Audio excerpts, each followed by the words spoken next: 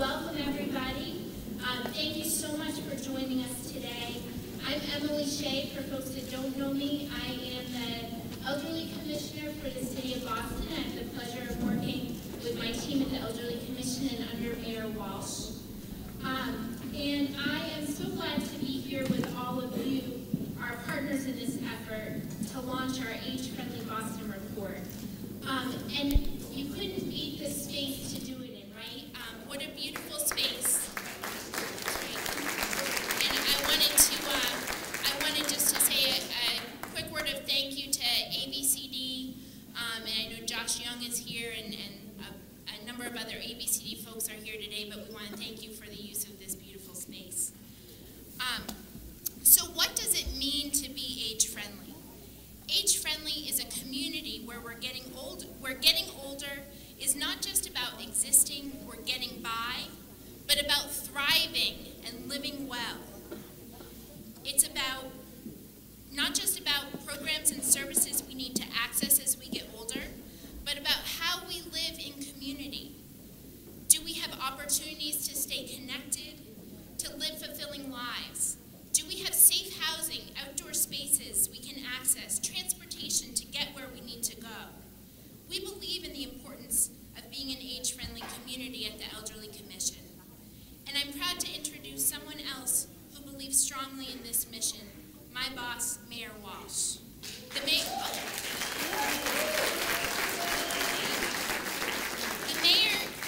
is committed to a Boston that works for everybody, even if you're 8 or if you're 80, or 105 like one of our longtime community members is turning today. Yes, Mayor Walsh has made investments in things that we value: parks, libraries, safe streets, and community policing. But I'm proud to work for the mayor because of what is at the heart of it all, of what is at the heart of all his decisions, is people. He cares about people. You've probably heard him talking about the importance of diversity for a city like Boston. You've heard him talking about the importance of funding programs like fuel assistance, senior home repair, Meals on Wheels. These are programs that impact people. And just like those programs, this plan, the Age-Friendly Boston Plan, will make changes that impact Boston's older residents. Please join me with a warm welcome for Mayor Walsh.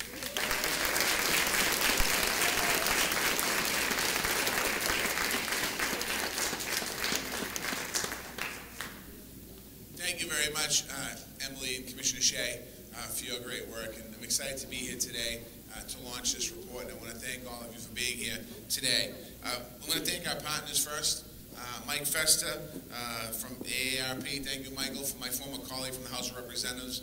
We served together for 9 years, so thank you, Michael, for being here. You're going to hear from Michael in a little while. Jim Mutchler from UMass Boston, thank you very much for your partnership here as well.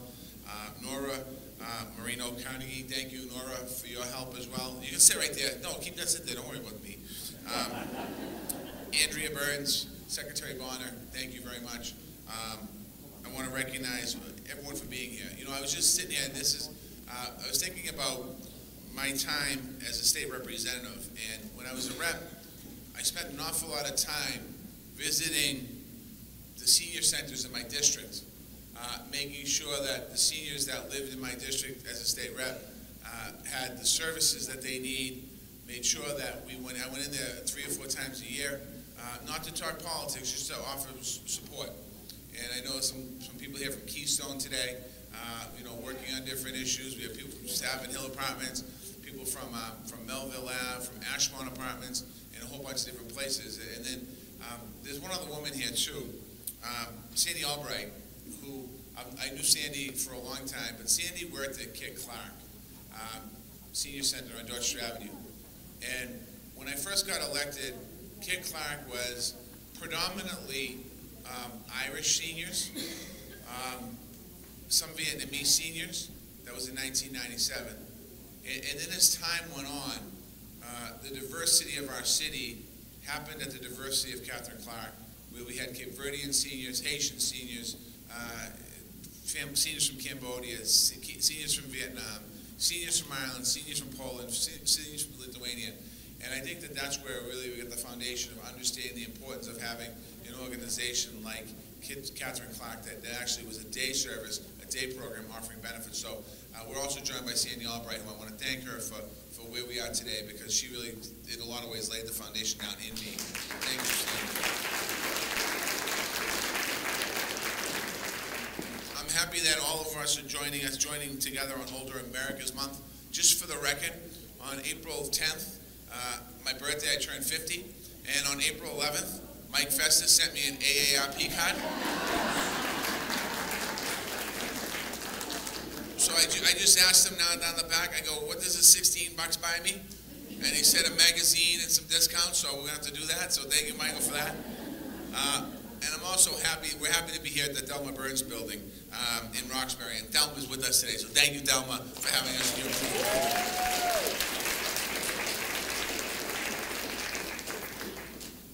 I want to thank everyone who submitted ideas on what we're talking about today.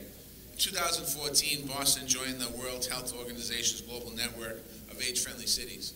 I'd like to be able to say it was my idea, but it was Emily Shea's idea. And she said, how do we move forward? We talked about how do we expand services. So we are building an age-friendly city, and we have been making sure this has been a priority of ours, of my administration since the beginning. And actually, it was a priority of the past administration, too, of the Menino administration. In Boston, we have great respect for our older residents. And we want to make sure that our older residents understand and know that you were the ones that built the city. You were the ones that built the city through different types of struggles for everybody. And we want to thank you for that. And we need to make sure that we wouldn't be the city we are today without the great seniors that we have living in our city. Older adults are the most important to our future as well. They're the fastest growing segment of our population. As a city, we must make sure that we can accommodate this growth and meet the needs of the folks that are getting older as they continue to get older, like myself. We can also benefit from your experience, your skills, and your expertise to help us continue to make us a strong city. As our city continues to grow and advance, we have a responsibility to make sure that new opportunities reach everyone in our city. The report we released today represents two dedicated years of interviews, listening sessions, community engagement events, and a lot more conversation. We spoke to collectively over 4,000 older adults from every corner of our city in many different languages, in different formats. So when you think about the report that's on your chair, this report isn't our report. This report is your report. If you had a conversation, if you had a dialogue, all of that is in this report. In the report, you'll find people talking about the strengths of our city, but just as important, they talk about the challenges people face on a daily basis. Out of the input, we created 75 different action steps and also guiding principles to move our work forward. Things like creating more affordable housing, something I hear every single day in the city. Reliable transportation, something that I heard about 20 years ago when I used to go visit my senior buildings in Boston, in Dorchester. Access to parks and open space. And we're working on that today to make sure that our parks are a place that everyone can go into and enjoy. And we're working on a plan to make sure that every resident of Boston lives within less than a 10-minute walk to a park. We're going to continue to move that. And our parks are for our seniors, and our parks are for our kids, and everyone in between, so it's important that we do that. We're also working dementia-friendly training and services. And most families have been hit with dementia now. My own family, my own grandmother had Alzheimer's. And my aunt was her caregiver in Ireland. But it was a struggle back then in Ireland to do it. And it's important for us to understand to make sure that we have those caregivers here and we help those caregivers. We're looking at how to make more current programs and services available and accessible to all the residents who can benefit from it. Our age-friendly work crosses into all of our citywide planning processes and making sure that Boston is a place where all residents of all ages, all abilities, and all backgrounds can succeed. We're doing our Imagine Boston 2030 plan right now, and incorporating that plan is everybody in the city of Boston. This isn't a plan for the young, this isn't a plan for the middle-aged, this is a plan for all of our people in the city of Boston. Again, I want to thank all of our partners who are here today and who participated in this report. It's important that our older adults take part in the conversation about our city's future. I want to thank all of you for helping make us an age-friendly city. I look forward to working on this action plan. And again, I just want to recognize one person that just came in, State Representative China Tyler. China Tyler is with us today. Thank you, Representative. We're in her district. Thank you for having us. And I want to thank Secretary Bonner because oftentimes people that work for the state and the city don't get the acknowledgement that they really deserve. And the Secretary has been a tremendous partner to us. And I do want to give a special shout out to Emily Shea and our Elderly Commission here in the city of Boston. There's no question in my mind what the Elderly Commission does in the city of Boston for the seniors in the city of Boston. It should be a model for the rest of the country, so I want to thank all of the staff that's here from the Elderly Commission today.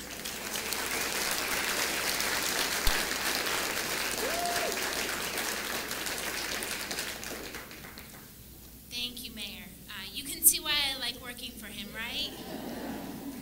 So now it is my pleasure to introduce Secretary Alice Bonner from the state's Executive Office of Elder Affairs.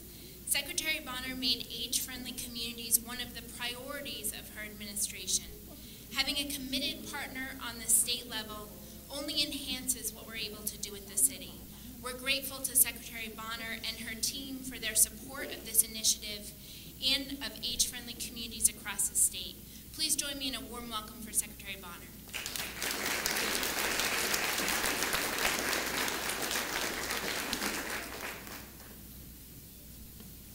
Emily said no running shoes because I saw her and the mayor on Saturday at an event and I was still wearing my sneakers. So thank you so much for having us here today, and on behalf of Governor Baker and Lieutenant Governor Polito and the administration, we just could not be more thrilled to be here to hear about the report. We've had an opportunity with Emily to go over it, and I think it is just going to knock your socks off today. It's just amazing work, and I would say, you know, not that this should be the model for the country, but that this will be the model for the state and the country to move into age-friendly communities everywhere. I was up in Medford this morning, which Mike Festa tells me I'm supposed to say MEFA or something like that. But anyway, I'll get there, Mike.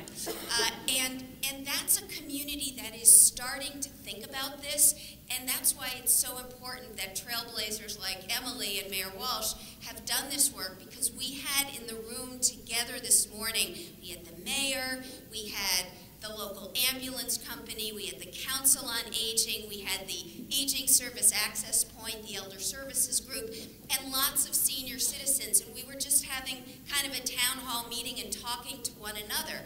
And that's the opportunity that we have now across the state, to have these conversations, these stakeholder meetings, these listening sessions, to hear from you about how we can get from where we are today to these opportunities that we have going forward. I don't know how many people might have had a chance to hear Governor Baker when he gave his State of the Commonwealth address in January. But just a few months before that, he had turned 60, so he's got a few years on you. And when he turned 60, he said, you know, I used to think that was really old, and now I realize not so much. And the other thing that he said was that when he goes around the state, and I would say this is true for myself as well, we meet people who are in their 60s and 70s and 80s who are vigorous and who are capable and who are doing unbelievable things. They're civically engaged, they're working, they're volunteering, they're driving Meals on Wheels vans, they're working with middle school students, doing really important work throughout our communities. Our communities would not have been built, as Mayor Walsh said, and they would not operate and continue if it were not for the expertise and the incredible time, the hours that older adults contribute to the value in those communities. So age-friendly is really about taking on the negative attitudes that sometimes creep into a society, and we call that ageism. And ageism is this notion that you make assumptions about people based on how old they are. And those assumptions might be negative. And we have to get past that. And age-friendly communities gives us a framework to demonstrate the knowledge, expertise, strength, passion that you all have and that you bring to our cities and towns. So I can tell you on behalf of Governor Baker and Secretary Mary Lou Sutters, we are truly committed to stamping out ageism, to helping the public to understand that I'm not getting older, I'm gaining momentum, which is a really cool way to frame it. That's from the Frameworks Institute, which if you get an opportunity, there's some terrific reports on aging by the Frameworks Institute.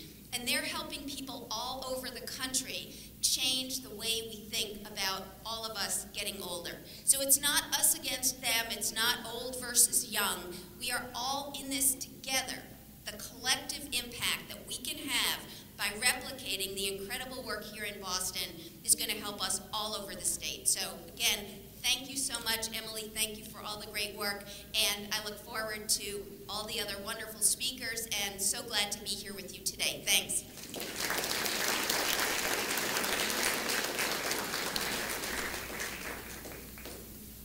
Thank you, Secretary. Now it's my pleasure to introduce Mike Vesta. Mike is the State Director for AARP Massachusetts. AARP has been with us from the beginning of this initiative, so we actually entered the World Health Organization's Age-Friendly Network through AARP, their United States partner.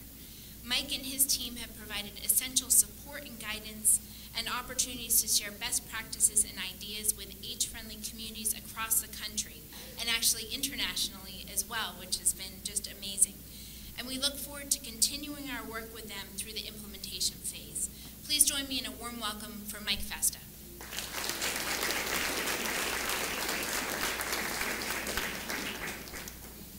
Isn't this great? I have to say, looking out in this crowd, there are many familiar faces who have come during this process together with the city and with the partners. And I want to underscore the point the mayor made. This is your city, this is your plan.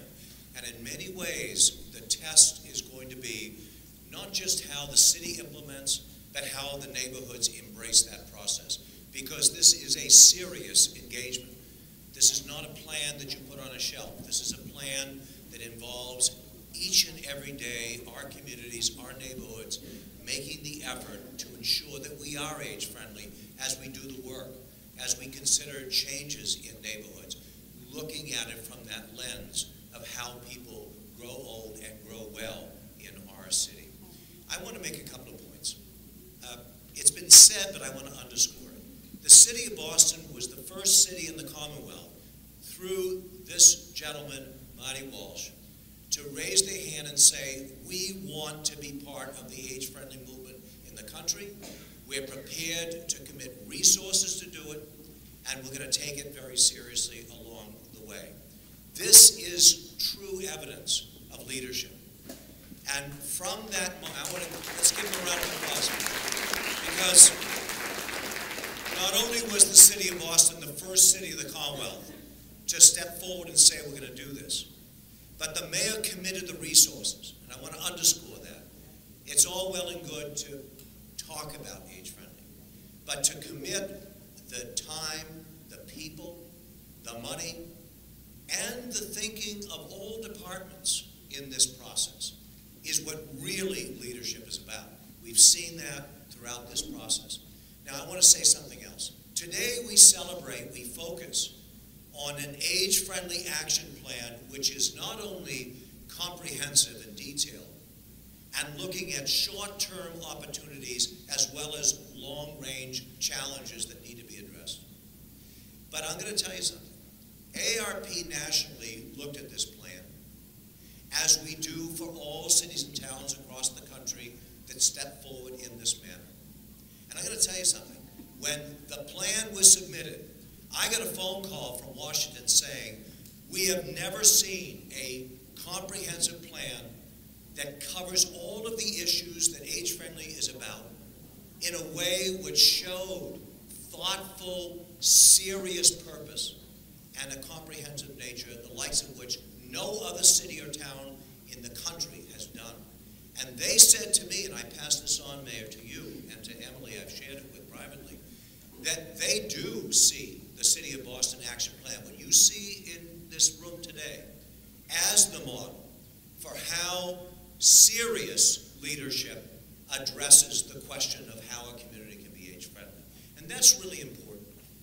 the end, when you look at this list of partners, I look over to see our friend from Tufts Health Plan. Nora has been an extraordinary leadership. Think about this.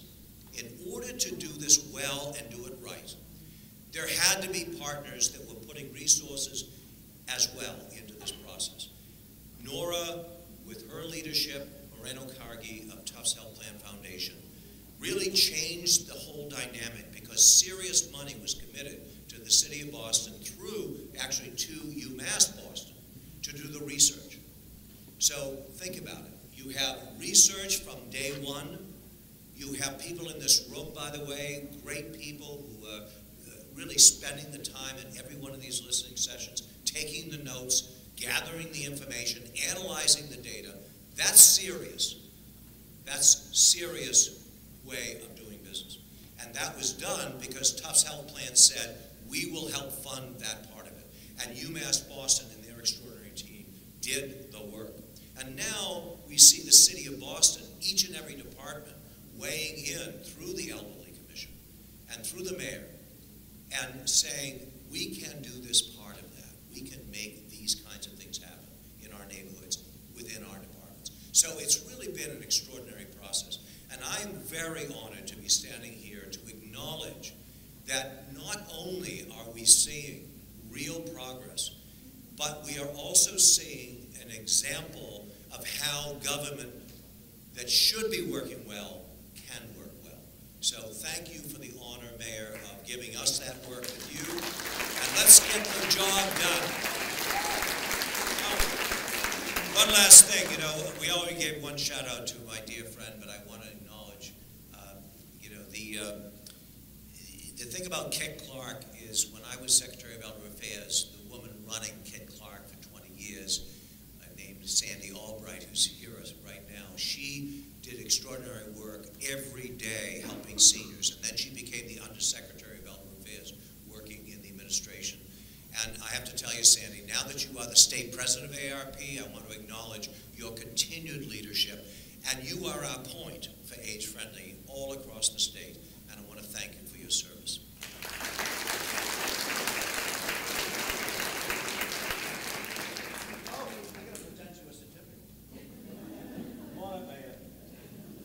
This is called the grip and grin. See, he's gonna grip this. Both gonna grin. So this is the official certificate from the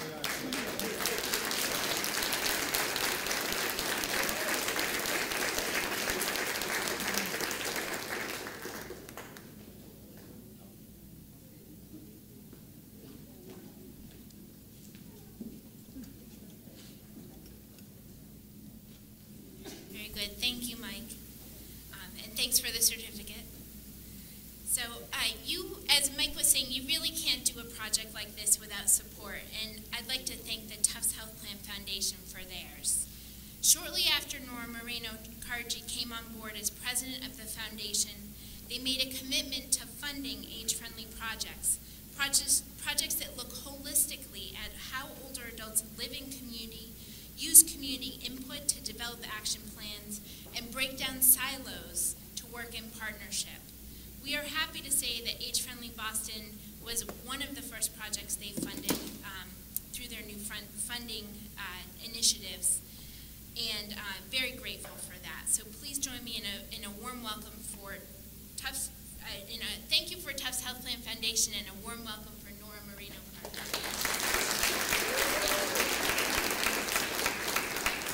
Thank you. Okay, I have a question for y'all. How many of you are growing older? Raise your hand. Okay. This plan is your plan. This plan is our plan.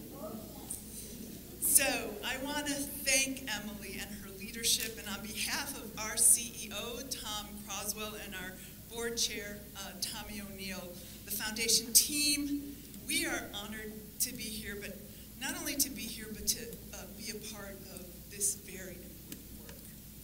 Today, the city launches the first ever age-friendly plan, and we have a series of firsts. For the first time in human history, older adults will outnumber children under 5 by the year 2020, just a few years away. Some places in the Commonwealth, that is already true. I want to note, I'm from Chicago, and when I moved to England, New England, this is what we found out as well, is that this is the oldest part of the United States of America. So I say that, and it's a good thing. We have wealth in knowledge and understanding and insights, and those were leveraged to pull together this plan. So for the first time, more than 3,500 seniors informed a plan here in Boston to make this city the best city in the world for older adults. For the first time, there was a deliberate strategy to honor your ideas and your input, to hear from diverse voices, older adults in their own language. For the first time, we have a plan, and we're already taking action. Through the mayor's leadership, we didn't wait for the plan. We were working on this from the beginning. And so Emily and Mayor, thank you so much for your commitment to this work. I am humbled to be a part of this great work, but we understand when we do this work that we do not do this work alone. And so, Mayor Walsh, for your commitment to make Boston the best city in the world for older adults, you are an inspiration.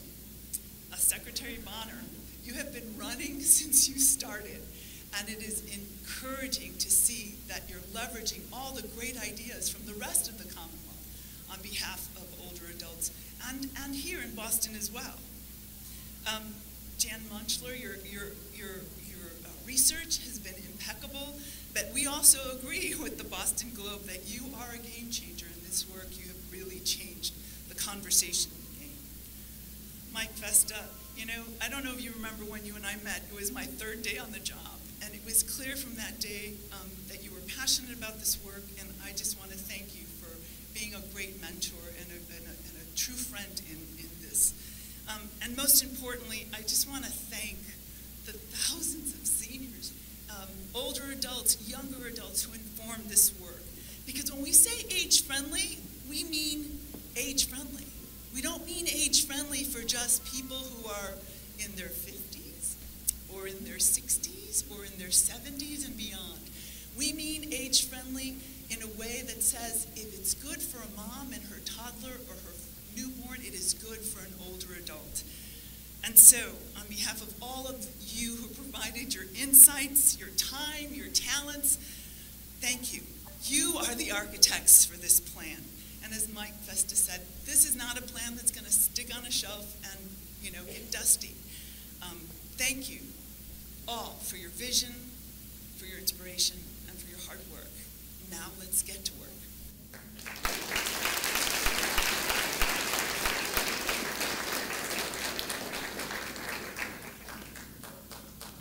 Thank you, Nora. So now we're going to get into a little bit of the plan process that we went through, and then talk a little bit about some of the action steps in the plan. So next I'd like to invite up Dr. Jan Munchler, who, oh, she's right behind me. Poor Jan broke her foot last week. It's not good timing, right, everybody? No, but I think she was saying there's really no good timing for a broken foot, right? But we work side by side with Jan and her team, really amazing team. And Caitlin and Haley are here today, but we work side by side with them on the needs assessment and action planning. They created the survey, ran listening sessions, analyzed the data, and facilitated community engagement sessions, domain work groups, the action planning committee sessions, and much more. In short, we could not have produced this plan without them. So please join me in a warm welcome for Jan.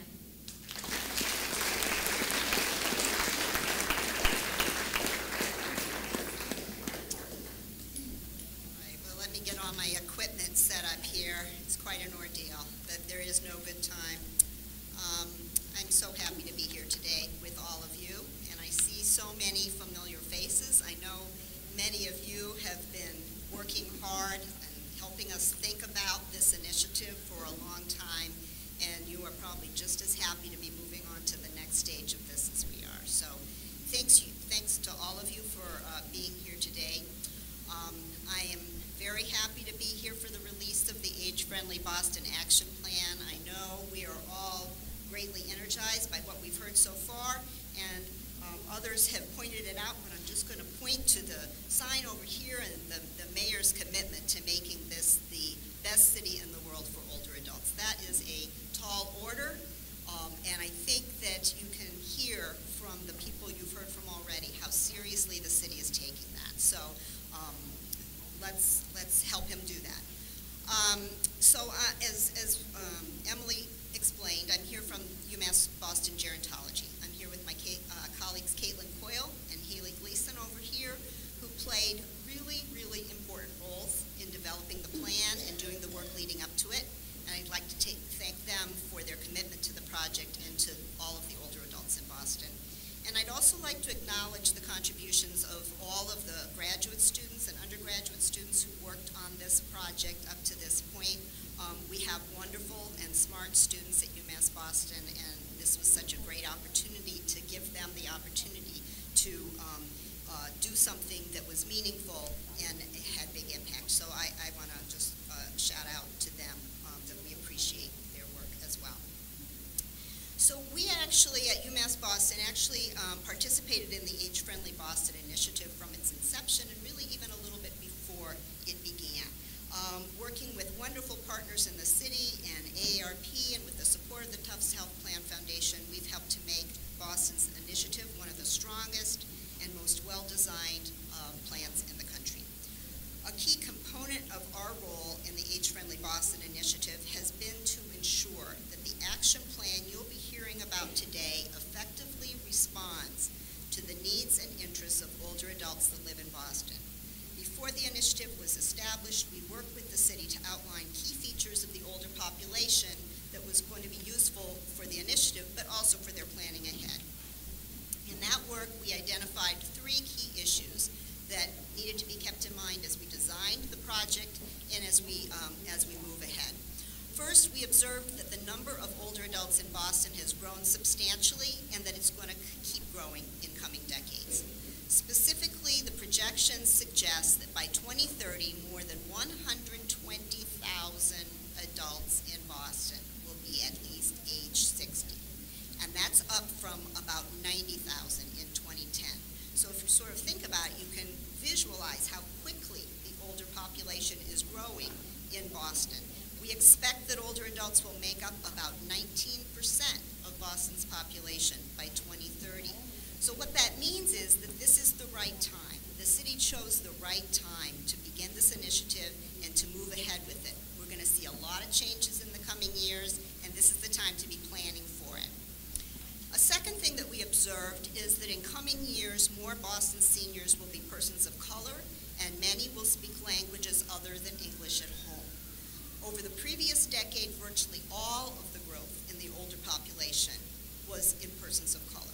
We wouldn't have had any growth in the older population at all if it had not been for those segments of the population.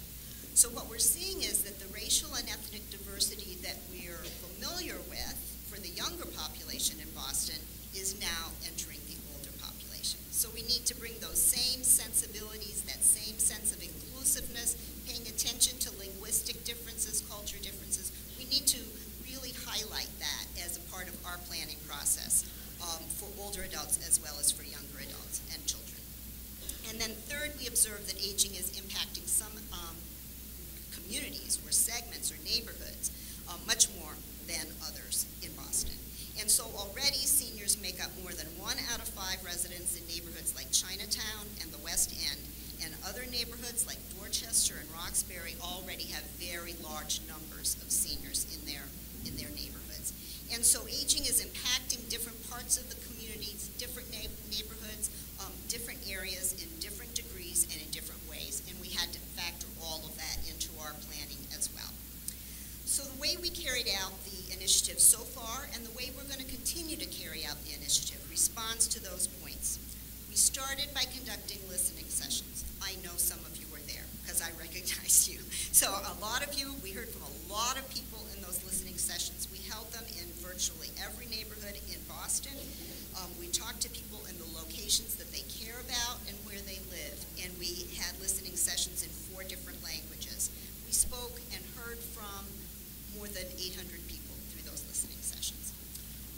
surveys available in 6 different languages as a means of ensuring that we heard from all different sectors of the community. We made surveys available in print, and we also put them online. So we heard from a very wide range of people, more than 3,600 responses altogether. And when all was said and done, we heard from more than 4,000 Boston residents, covering virtually every neighborhood and every demographic group. Along the way, we partnered with many, many community organizations. These partnerships were essential in hearing from all of the people that we heard from and hearing from all the different sectors that we heard from. So partnership, not just among the groups that you're hearing from today, but all through the neighborhoods, all through the city. That's an essential feature of this plan and this process, and it's going to continue to be essential moving forward. So many of you may have reviewed our findings report when it was released last summer, but I'd like to mention just a couple examples of our key findings, and then you're going to hear more about what the city's going to do about them in a little bit. One thing we heard clearly, and I always try to mention this first because it's sort of the key background information. One thing we heard clearly is that older adults in Boston love Boston. They love their city, they love their neighborhoods and their communities, and they really want to stay here. As they get older, things sometimes start happening that make it a worry that maybe they're not going to be able to accomplish that goal.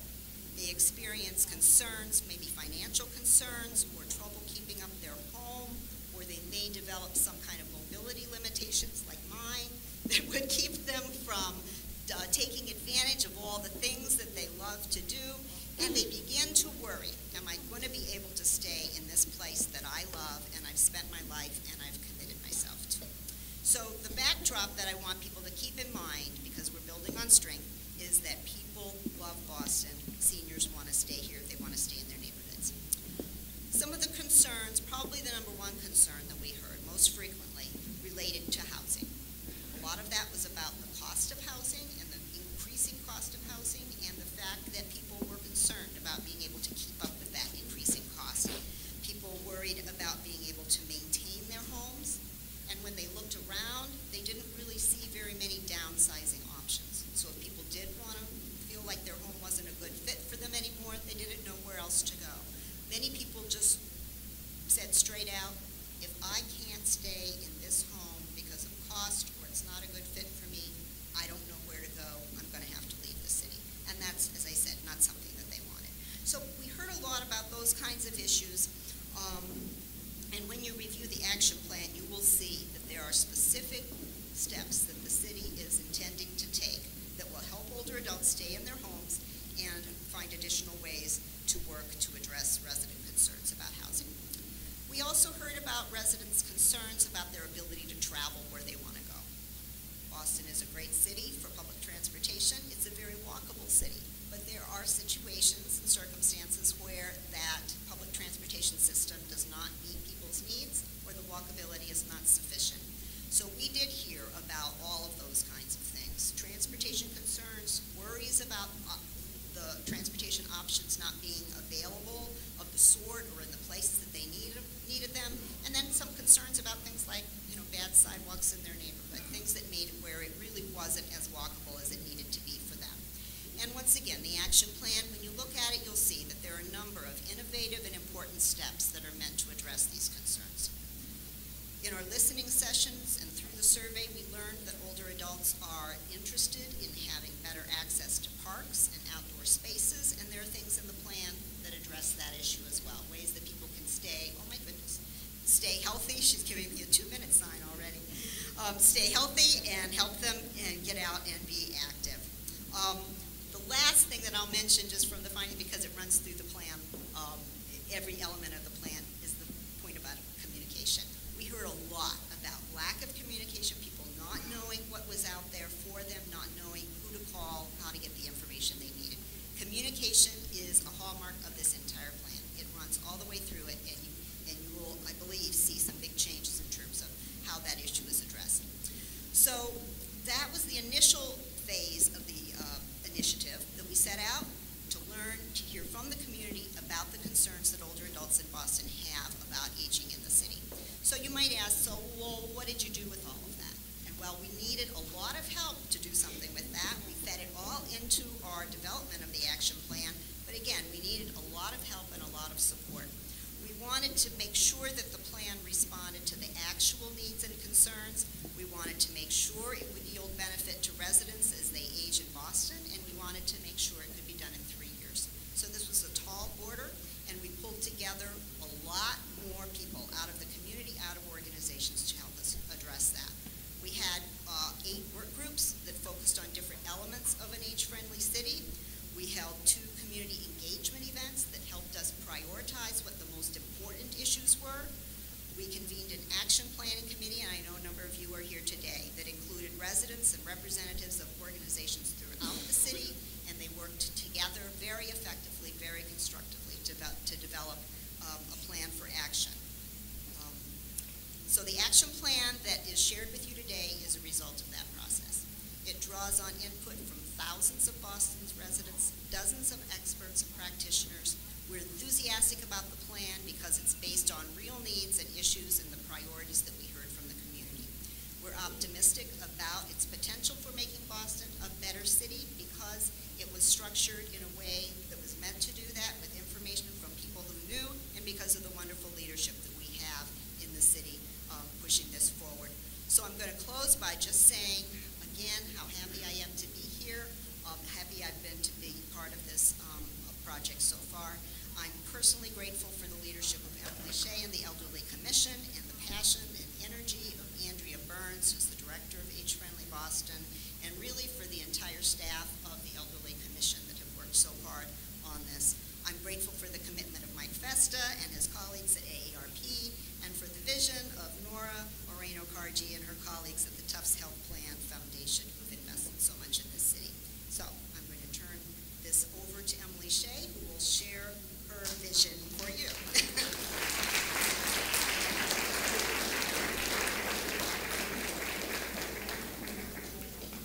Thank you very much, Jan. So you've heard from Jan the steps that we took to put the plan together, and you heard her mention our action planning committee, and I would just like to ask our action planning committee members to stand up and be recognized. I know we have a number of you here in the audience.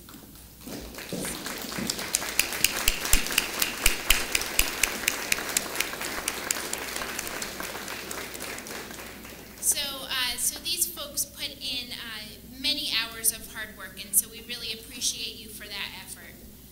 So now that action, we have 75 action steps, and we would be here till it's dark if I went through all of them, so I'm not going to do that because you have the plans in your hands.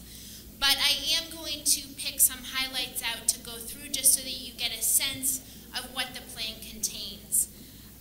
As you heard, this is a 3-year plan, and as we look comprehensively at the 75 action steps, they lead to a stronger Boston for all of our residents.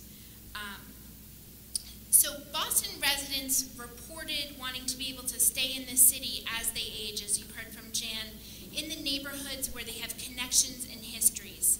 The plan will focus on programs to promote this, including increasing access to tax relief programs, home repair, and other homeowner support programs, doing education sessions for renters, and better coordination of services to prevent homelessness. An example of one of these action items is with our senior property tax work-off program. Now, some of you may know this program, and some of you, I think, here participate in this program, but it's really a win-win program. It's a program where volunteers work off money on their property taxes by volunteering in a city department. And city departments benefit from the expertise and skills that older volunteers bring. We will be working with the City Council to increase the amount of money that you can work off of your taxes through this program from $1,000 to $1,500. And so I think that's going to be very exciting for us and for folks that participate in that program. We also heard that being able to get around is important to our residents. Another action item in this plan will work in alignment with Boston's Vision Zero program to create age-friendly walking spaces near high concentrations of seniors. So this means looking at things like improved crosswalk timing so that we have enough time to cross the street, improved crosswalk markings, good lighting, places to rest, and sidewalks that are easy to navigate. And I want to recognize Commissioner Gina Fiandaca from our Transportation Commission was here and may still be in the room, but we really look forward to working with Gina and her team. Oh, she's in the back there. Look forward to working with Gina and her team on that action item. According to the AARP Foundation, the health risks associated with prolonged isolation are equal to smoking 15 cigarettes a day. Now, do folks in this room know people who are isolated out there, maybe don't have a lot of connection with other people? I'm sure that you do. I see a lot of heads nodding. So as part of this action plan, we will partner with other city departments, organizations, Boston residents, and our faith-based communities to find and connect with socially isolated elders, to get them connected to either a friendly visitor or to programs and services that they might need. We will also place a special focus on this plan on public benefits enrollment and retention and other items that address economic security, because we know that it can be hard for many of our residents to make ends meet, and we want to make sure that they have enough money to meet basic needs in the city. To advance our effort to be a dementia-friendly community, this plan also places emphasis on items that address our estimated 11,000 residents with dementia. And I'd like to recognize Chi McCormick, who I think is somewhere out there. I can't really see everything. She is our Elderly Commission lead on our dementia work. And I also want to recognize Jim Wessler and his team at the Alzheimer's Association for their partnership on this dementia work with us. We will raise awareness of the disease and its warning signs, work to connect our residents with resources and support, and create a comprehensive system to address the behaviors of people that wander, so to reduce the risk of wandering behaviors. We recognize that the wealth of experience, skills, and talent that older adults bring to our city. I know you heard the mayor say that, but I just want to re-emphasize that because it's so true. In this plan, we'll work to connect older adults to volunteer opportunities and recognize them for their contributions that they make to the city. We will take action in this plan to identify and address the barriers to employment for people over 50 in the city. We know that there are many people who want access to employment who are unable to find it in their later years, and so we're going to work to figure out why is this happening and how can we fix that. We heard from many of you about the importance of having something to do and staying socially connected. And as part of this action plan, we will map opportunities for engagement, identify any gaps that exist in our programming, and work with partners to fill those gaps. And then I think most importantly of all, we'll take steps to promote these opportunities so that you know what is going on and how to get involved. This action plan also works to create communities where older adults are included and people of all ages are respected. We will partner with Boston Main Streets to train local businesses on age and dementia-friendly business practices. The key to all of these goals is communication. We heard from you that you want to know how to get involved, how you can access programs and supports, and how you can bring benefit to, as well as benefit from, all that the city has to offer. As part of this plan, we will create a comprehensive strategy for how the city communicates with our older residents. There's a lot that we'll be achieving together over the next 3 years, and we are excited to get started. Are you all excited to get started? Yay! All right.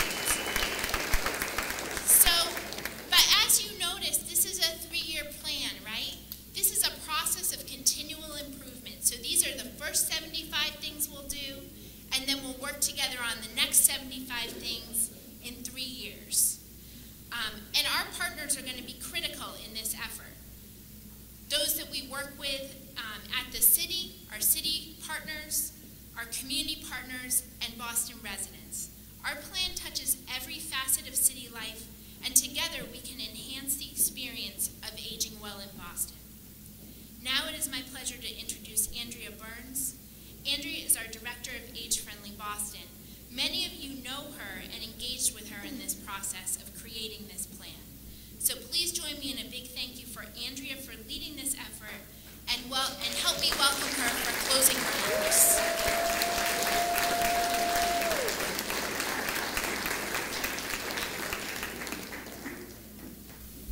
Good afternoon, everyone. Wow. Before I get to prepared remarks, I just wanted to say what an incredibly emotional experience it is to have everyone here in this room together. I can think of all the different things, the different events all across the city in every neighborhood that every one of you, almost every one of you, helped us do. The stories come flooding back to me, the memories, and it was incredibly emotional. All of the different people are so precious here. Our lives are precious, our time together, and it was just overwhelming to have everyone here coming all in one place, and I could remember all of the roles that everyone took and what you gave. And it's amazing the city we have because of you and because of all of us. And these kinds of efforts show us that, show us what we're made of, show us what we have together, the resources we have. So it's really amazing to see all of you here. It's very emotional for me, and I want to thank you for expanding my world and doing this work together. So all of you have been so key, so vital to this effort. You're probably asking what our immediate next steps are. So now we've done all of this amazing work, what do we do next? Multiple city departments and partner organizations will continue to need to work together, and they will be critical, as well as in partnership with all of you, to the success of this action plan. The Age Friendly Boston Initiative will convene an advisory committee to help guide the implementation of this plan, and smaller groups will be organized with relevant partners in order to move other action items into implementation. And then after that, what will we do? This is the culmination of 2 years of work and broad community participation and planning. The remaining 3 years will be for the implementation of these action items. During these years, the Age Friendly Boston Initiative will work with relevant departments in the city as well as community partners to accomplish these specific items. We will hold community meetings with residents to keep people informed about the progress, asking for feedback and support. Older adults are our most valued allies in the achievement of a more age-friendly Boston. We will continue to synthesize all existing planning efforts, integrating the perspective of seniors until it becomes routine to involve older adults in all areas of social, cultural, economic, and political life in the city. We will publish annual progress reports to keep the public informed about the efforts and keep ourselves on track. With our community partners, the Age Friendly Boston Initiative will continue to make progress toward a diverse, vibrant community which empowers all individuals to age well and have full lives in the city. We will work toward transforming concepts about aging. For example, instead of just thinking about how we serve older adults, we also are thinking about how older adults serve the larger Boston community with wisdom and experience. As one of the members of a local group that's probably well known around here says, the 60-plus veterans, we don't get old, we get valuable. Just like race, religion, and culture, age diversity strengthens the bonds of community by deepening understanding across the lifespan and universally connecting us to one another as human beings. This is a continuous process of engagement and reflection. Together, we are furthering the conversation on aging in Boston, and now it is the time for action. Thank you so much to everyone here. You're making this possible. You're making Boston the city that it is, that it will continue to be for us and for future generations. And God bless, and thank you everyone so much for being here.